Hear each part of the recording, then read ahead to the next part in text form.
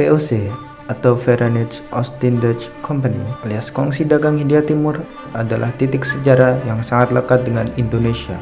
Ini adalah perusahaan multinasional pertama di dunia, sekaligus pendiri dan emiten pertama dalam bursa saham paling pertama sepanjang sejarah, Amsterdam's Effectenbeurs. Perusahaan yang didirikan 400-an tahun lalu ini adalah yang terkaya dan terbesar sepanjang sejarah. VOC terbentuk pada tanggal 20 Maret 1602 dan resmi didirikan di Amsterdam. VOC dipimpin oleh Heren 17 atau biasa disebut Dewan 17, adalah sebutan untuk para direktur VOC yang berjumlah 17 orang.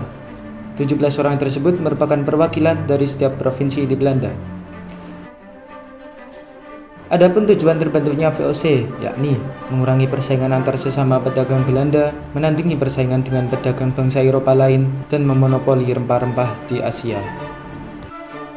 Hak oktroy yaitu hak paten yang diberikan pemerintah kerajaan Belanda kepada VOC yang berisi 1.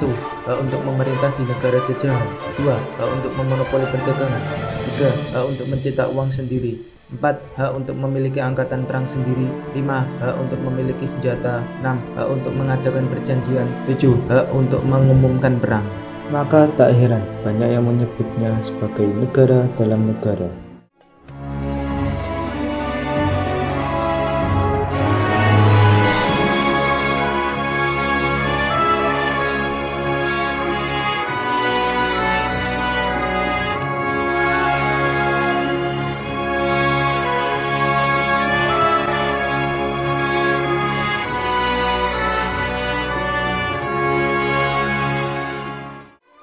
Belanda datang pertama kali ke Indonesia pada tahun 1596 di bawah pimpinan Karls de Houtman dan berhasil mendarat di Banten yang merupakan pelabuhan dengan penjualan lada terbesar di Jawa Barat. Temuan Houtman ini yang menjadi panduan bagi penjelajah Belanda yang menggelar ekspedisi besar-besaran ke Nusantara. Untuk menghindari persaingan dagang yang semakin ketat, Belanda menempatkan seorang gubernur jenderal di Batavia pada tahun 1610 untuk menangani urusan perdagangan dan ekspansi. Gubernur jenderal VOC tersebut adalah Pieter Both. Selama masa pemerintahan Jenderal Pieter Both antara 1610 sampai 1614, ia dibebani tanggung jawab oleh Dewan 17 VOC yang berkedudukan di Amsterdam untuk menciptakan monopoli perdagangan di Indonesia.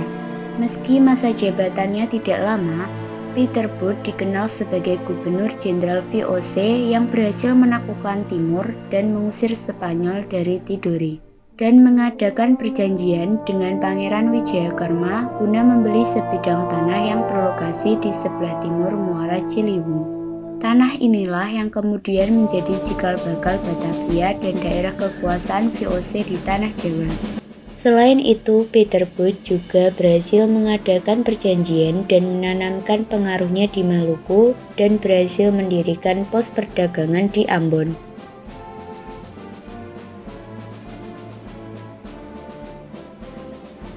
Pada tahun 1619, Gubernur Jenderal Laurens Ryle digantikan oleh Gubernur Jenderal Jan Pieter Zoon Koen atau J.P. Koen. Pada masa pemerintahannya, ia dikenal kejam dan ambisius. Merasa bangsanya dipermalukan pasukan Banten dan Inggris di Jayakarta, J.P. Koen mempersiapkan pasukan untuk menyerang Jayakarta. Kota Jayakarta kemudian dibumi hanguskan oleh J.P. Koen pada tanggal 30 Mei 1619. Dan kemudian berganti nama dari Jayakarta menjadi Batavia. Selama masa pemerintahannya, J.P. Koen meningkatkan eksploitasi kekayaan alam, memonopoli perdagangan, dan politik adu domba. J.P. Koen diangkat menjadi Gubernur Jenderal kedua kalinya pada tahun 1627. J.P. Koen semakin kejam, berbagai bentuk tindakan kekerasan, tipu muslihat, dan politik divide et impera terus dilakukan.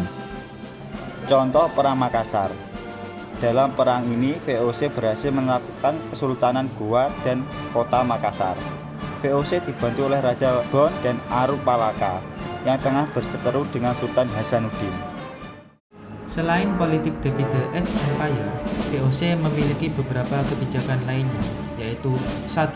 Contingent adalah kebijakan yang ditetapkan oleh VOC, di mana rakyat diwajibkan untuk membayar pajak dalam bentuk hasil bumi. Kebijakan ini sifatnya wajib dan ditunjukkan untuk menjaga kas keuangan VOC. Kedua, Verplige Leverente. Verplige Leverente adalah penyerahan wajib hasil bumi dengan harga yang telah ditentukan oleh VOC. Kebijakan ini berlaku di daerah jajahan yang tidak secara langsung dikuasai VOC. Ketiga, ekstirpasi. Kebijakan ekstirpasi adalah hak yang dimiliki VOC untuk menebang atau memusnahkan tanaman rempah-rempah saat hasil produksinya melebihi ketentuan. Keempat, pelayaran hongi. Pelayaran hongi adalah pelayaran dengan perahu kora-kora untuk memantau penanaman dan perdagangan rempah-rempah oleh petani. Dampak pelayaran hongi adalah rakyat tidak bisa mendapatkan keuntungan lain di luar perdagangan dengan VOC. Pada pertengahan abad 17, VOC mengalami kemunduran karena beberapa penyebab, yakni 1. Banyak pegawai VOC yang melakukan korupsi. 2. Meningkatnya anggaran pengeluaran untuk biaya peperangan. 3. Banyaknya gaji yang harus dibayar karena mempunyai pegawai yang banyak. 4. Adanya pembayaran dividen. Keuntungan bagi pemegang saham justru memberatkan pihak VOC dan membuat pemasukan VOC berkurang. 5. Saingan dagang di Asia bertambah, yakni adanya Inggris dan Perancis. 6. Adanya perubahan politik Belanda dengan berdirinya Republik Batav pada 1795 yang demokratis dan liberal, sehingga lebih menganjurkan perdagangan bebas. VOC akhirnya resmi dibubarkan pada 31 Desember 1799.